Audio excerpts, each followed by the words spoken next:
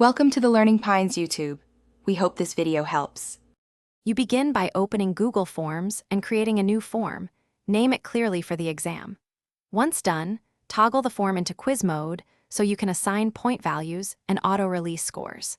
Make sure to collect respondent emails to identify students and enable limit to one response when needed. Also set your exam description and timing instructions. These brief instructions reduce confusion and ensure students know rules before they start. You now add questions tailored to exam goals.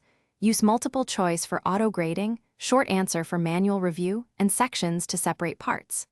Once you add a question, open the answer key to assign points and optional feedback, which helps automate grading.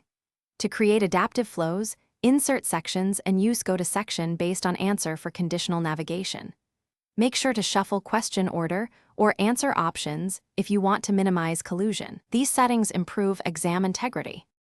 You finish by previewing the entire exam and submitting a test response to confirm scoring and navigation work as intended.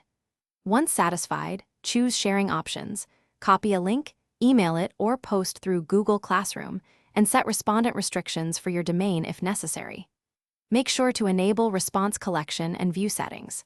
If something breaks, check permissions first, then look for interfering browser extensions or incorrect response limits. Addressing those.